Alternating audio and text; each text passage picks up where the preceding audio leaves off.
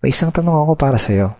Paano kung sabihin ko sa'yo na ngayon ay meron ng isang legal na paraan para sa ating mga Pilipino kung saan magagawa mong kumita ng extra income gamit ang internet kahit nasa bahay ka lang? Interesado ka bang malaman kung paano to? Kung oo ang sagot mo, ituturo ko sa iyo ng maigi paano ka kikita ng extra income gamit ang internet tulad ko at ng mga kaibigan ko kahit nandyan ka lang sa bahay mo o kahit nasa internet shop ka lang. Bago ang lahat, may gusto muna akong ikwento sa iyo. Sigurado ngayon mo palang ito maririnig. 8 months ago, bandang 3:30 ng hapon, dalawang magkaibigan ang sabay na gumawa ng sarili nilang Facebook account. Ito ay sila Paul at si Eric. Bukod dito, madami pang pareho sa dalawang magkaibigan na to.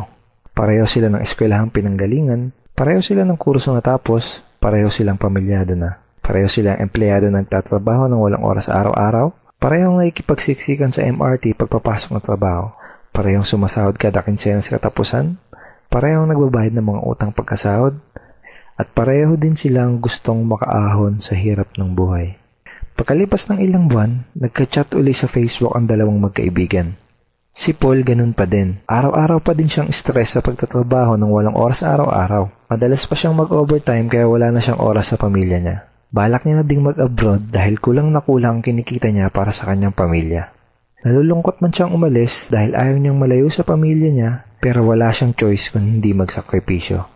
Si Eric naman, kaka-resign lang. Di na daw niya kailangan ng trabaho. Kumikita na kasi siya ng malaki kahit nasa bahay lang siya kasama ang mag-ina niya. Malaki na din daw ang perang naipon niya sa bangko.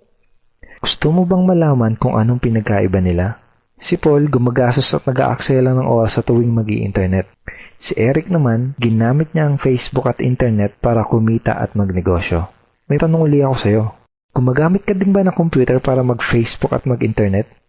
Kung gusto mo din malaman kung paano mapagkakakitaan ng oras na ginugugol mo sa pag-i-internet, ang kailangan mo lang gawin ay fill upan ang form na nasa ibaba.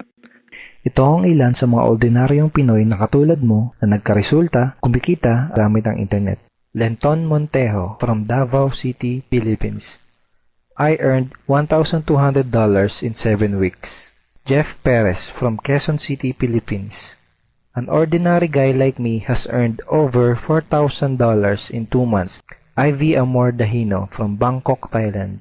Highly recommended opportunity. I've just mentioned this to my friends. Kiko Javier from Davao, Philippines. I'm now averaging about $700 per month since I started this. Reden Kakista, Riyadh, Saudi Arabia. I earned $6,460 using internet only. I'm here in the Middle East working and I'm even earning more than my salary here.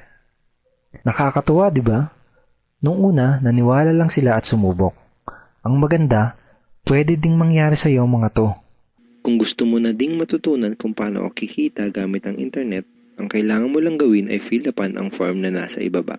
At ipapadala ko sa email mo ang video na magtuturo sa iyo kung paano ka kikita katulad namin. Go ahead and fill up the form below now.